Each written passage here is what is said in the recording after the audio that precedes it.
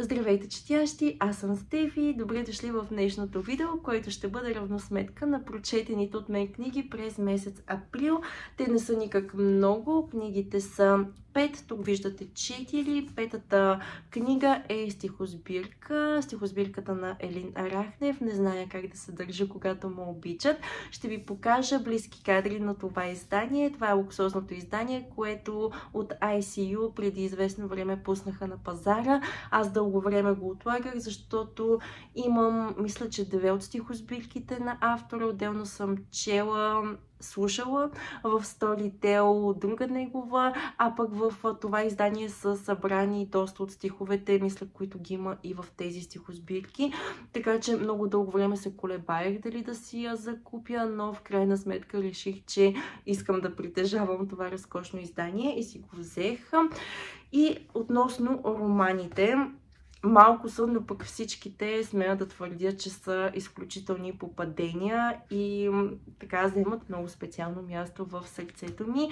Всичките много ми харесаха, нямам нищо негативно, което да кажа този път. Започнала съм отскоро да си подбирам много внимателно какво чета. Разполагам с доста ограничено време, не мога да се справя с по-леките книги, с по-лежерните издания. Някак си не могат да ме накарат да се потопя в тях, да им се насладя. Макар че от време на време разпускам с някое по-забавно хумористично издание, някак не го усещам като моето нещо. Имам чувството, че не мога и да оценя адекватно романът. Затова ясно е, че по-тежките и драматични книги са си моите четива и ще се опитам да не бягам от себе си и да си чета именно тях и да ви говоря за тях, дори с риск те да са по-непопулярни, но пък в крайна сметка смятам, че те заслужават повече внимание. За популярните виждаме ги навсякъде, така че стига съм говорила излишни неща. Нека направо да преминем към книгите, които прочетох. Ще започна отзад напред, защото последната книга, с която завърших април, просто не очаквах да ми хареса толкова много, не очаквах да ми стане толкова любима. Наистина подходих с никакви очаквания към нея. Става дума за Четецът на Бернхард Шлинг. Издателството е Кръг. Това не е нова книга. Мисля, че е издавана и преди в България. Не мисля, че издавана и преди в България. Но явно от Кръг са взели сега правата и я пускат с нова колица. Вдъхват нов живот на тази история, което е разкошно, защото историята го заслужава. Историята е изключително красива и бих ви я препоръчала, ако ви е интересна темата за Втората световна война и Холокоста, за лагерите, но не искате да влизате в самите лагери, не искате толкова тежко и драматично четиво, каквито са обикновено книгите за лагерите. Тук пак имаме Холокоста, но нещата са представени по един малко по-различен начин. Книгата е написана като поток на мисълта, като ретроспекция. Ние сме в спомените на главният персонаж, на Михаел, който вече от една по-зряла възраст си спомня своя живот и ни разказва за него. Той е едва на 15, когато се среща с Хана.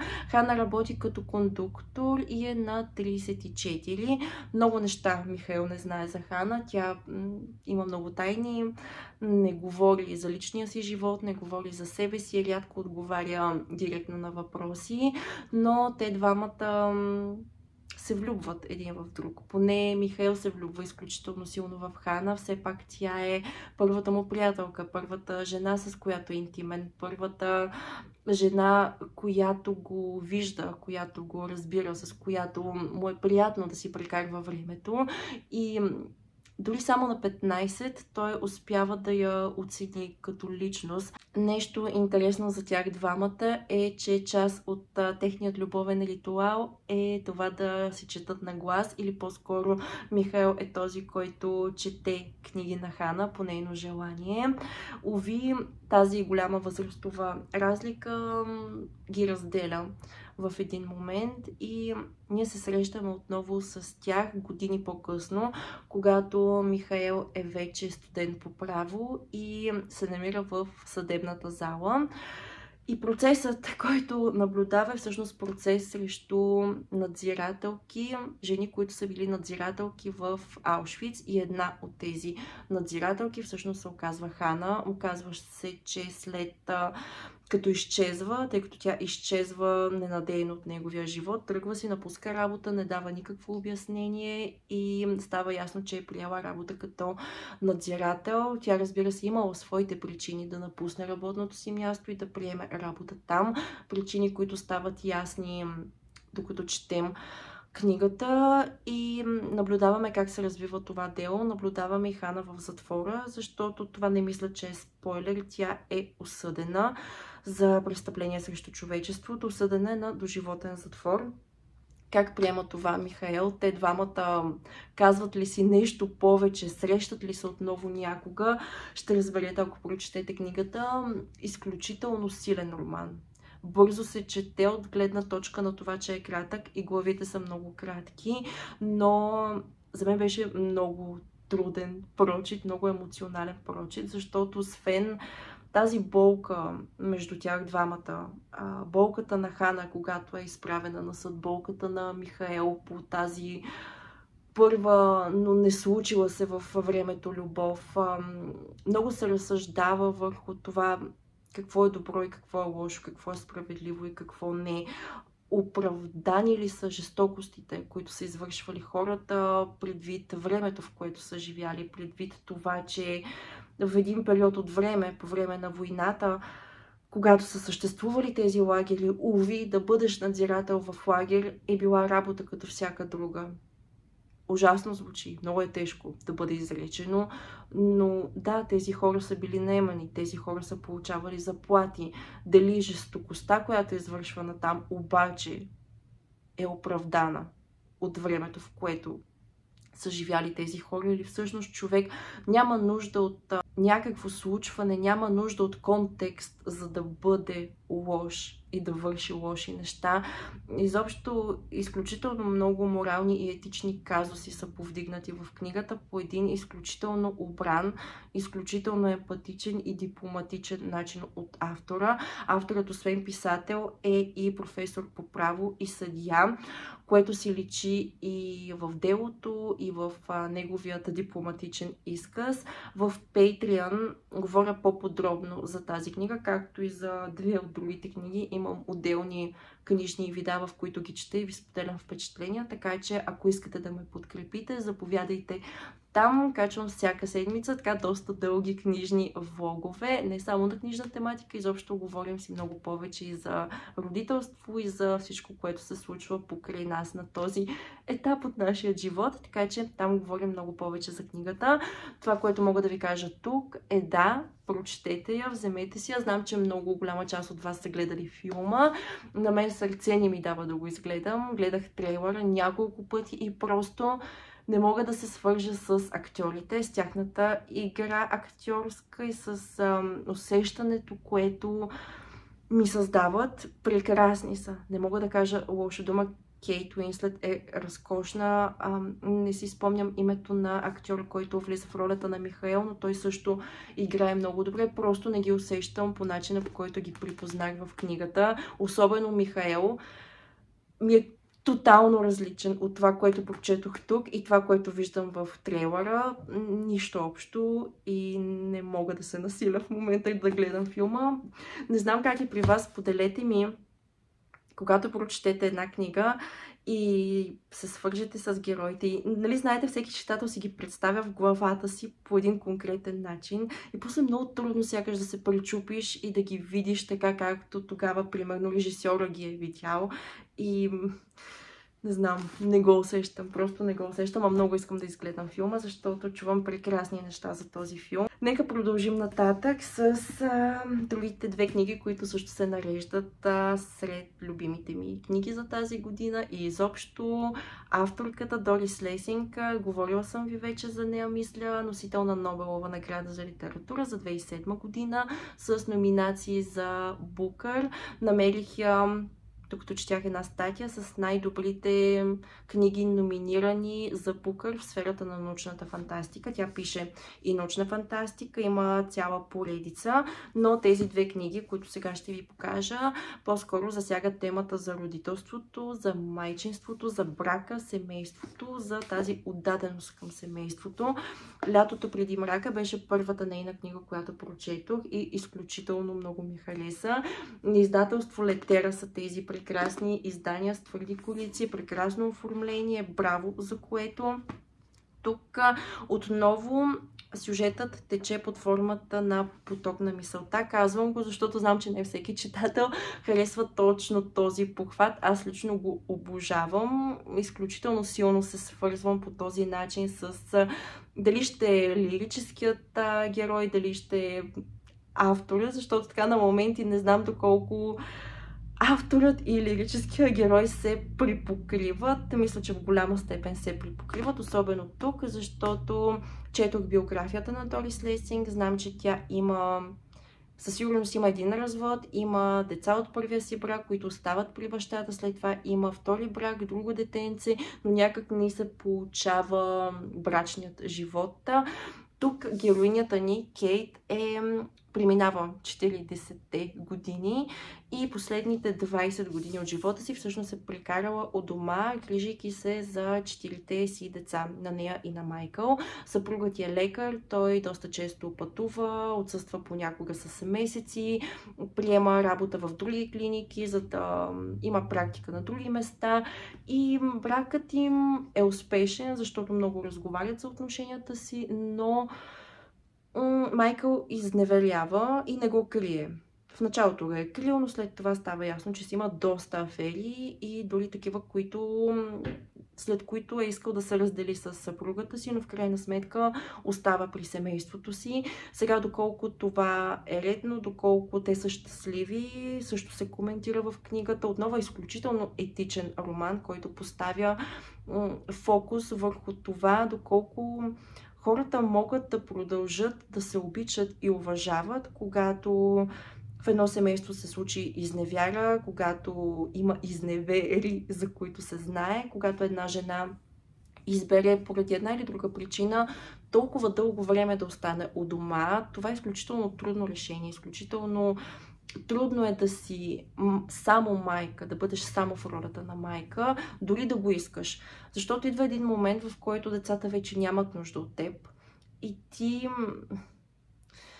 започваш да си задаваш въпросите, струвало ли си е, защото наблюдаваш други семейства, наблюдаваш други модели, в които жената не поставя децата пред себе си, нито пред семейството си и виждаш, че в голяма степен те са по-работещи. Децата не са по-зле възпитани, не са по-лоши от твоите и започваш да си задаваш въпроси. Разбира се, тук няма правилно и грешно, няма добро и лошо.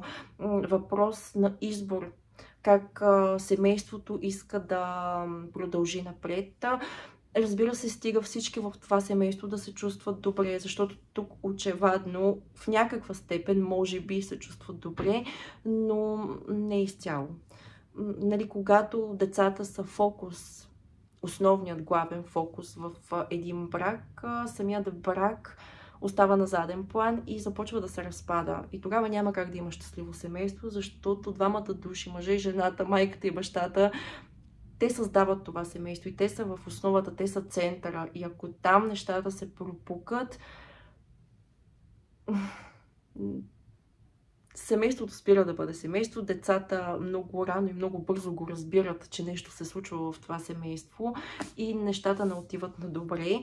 И тук се поставя и фокуса върху това какво се случва, когато много години ти си пренебрегвал много други сфери от твоя живот. Кариерата ти, личностното ти развитие, себе си като личност. И как в един момент започва една свръхкомпенсация. Ти вече не искаш да си само в ролята на майка. Вече искаш нещо повече, искаш да те оценяват, искаш да те виждат и в други роли, в друга светлина. Нали, това по принцип важи за всичко. Дори един човек отдаден само на кариерата си, в един момент вече това не е достатъчно. Когато се изгуби баланса между личен живот, между кариера, между любовни отношения, между деца, която сфера изостава, след това при нея започва една свръхкомпенсация и тук се разглежда какво се случва, когато започне тази свръхкомпенсация. Много хубав роман, изключително хубав роман, препоръчвам ви го, особено ако сте майка и искате да видите различни гледни точки, да видите различни модели семейни, как различните жени пречупват през своята си призма, през своята си камбанария отношенията в семейството си. Смятам, че това е така много полезно, много любопитно и всеки може да се извлече полза за себе си, наблюдавайки друг модел при друго семейство. Другата книга на Дорис, Петото дете, е роман, който прочетох на едно сядане, буквално на един дъх. Толкова ми беше интересен.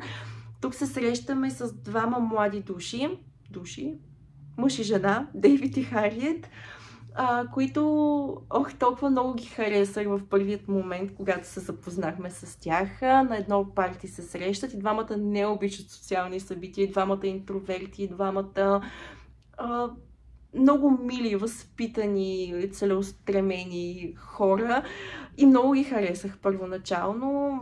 С такъв общ поглед в бъдещето, искат семейство, искат отдаденост един към друг, искат много деца.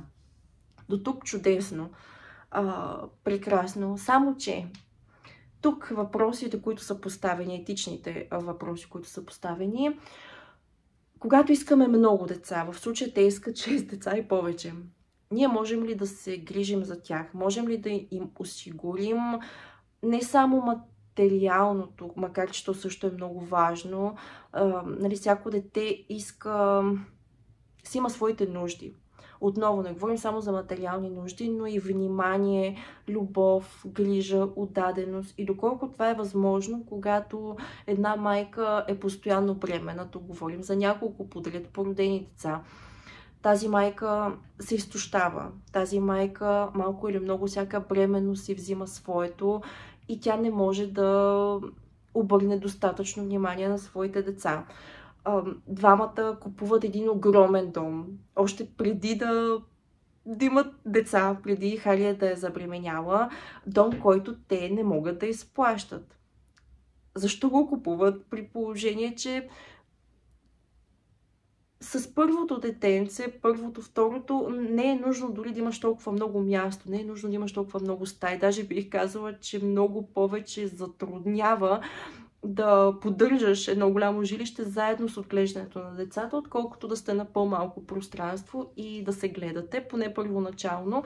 Така че тук се включват роднини на помощ, финансова помощ, помощ като грижа и до някъде малко се измества фокуса.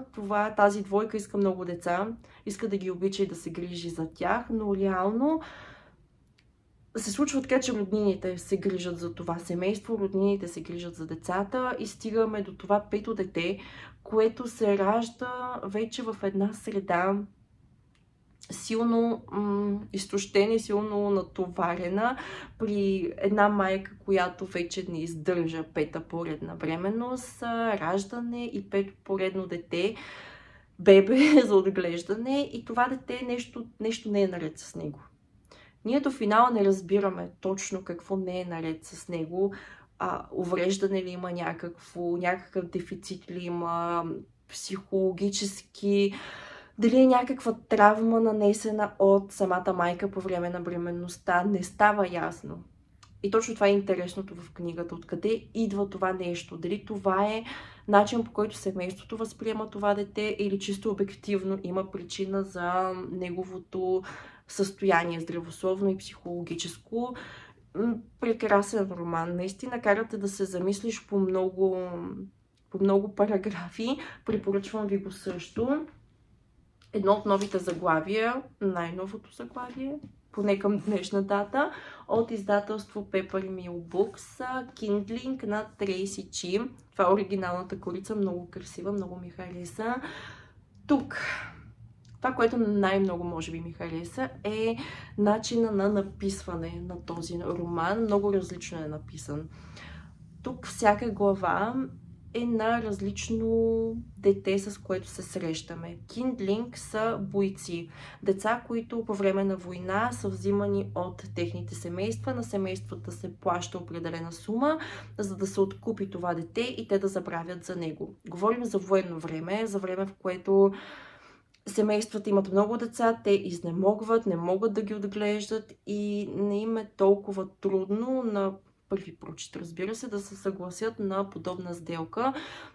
Това са деца взимани много малки, на около 5 годинки, и започва едно обучение да бъдат бойци, но не просто войници, а войници, които използват определен тип сили, които им дават преимущество, магически сили да ги наречем, но за сметка на години от техният живот. С всяко едно използване на тези свръхестествени сили им се отнемат години от живота, и това са деца, които не стигат и до пубертета. В смисъл, те умират много млади и те го знаят. Един ден обаче войната приключва и тези деца, но представете си деца 13, 14, 15, този диапазон, остават сами, остават на улицата. Те нямат семейство, те не помнят, не познават семействата си. Цял живот са били войници, обучавани са за това, и сега в един момент те не могат да бъдат войници. Забранено е, защото все пак вече живеем в мирно време. И те не знаят какво да правят с живота си. И всяка една глава всъщност е посветена на отделно дете. Тези деца в един момент се събират, няколко от тях се събират на едно място с идеята да помогнат на едно село да се защити от вандали, от разбойници. Всъщност се оказва след това, че не е точно така, но те трябва да ги защитят.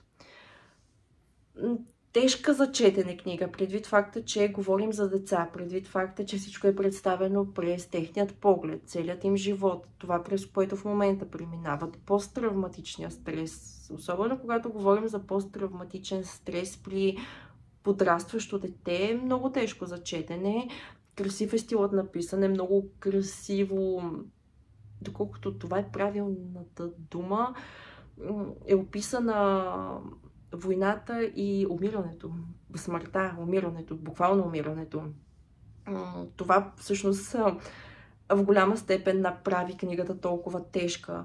И въпреки че аз имах така един-два момента, в които си казвах, добре, това няма място тук. Например, някой от силно казано еротични сцени, те не са еротични сцени, просто има това усещане, това случване, ми бяха леко излишни, макар че разбирам логиката на това.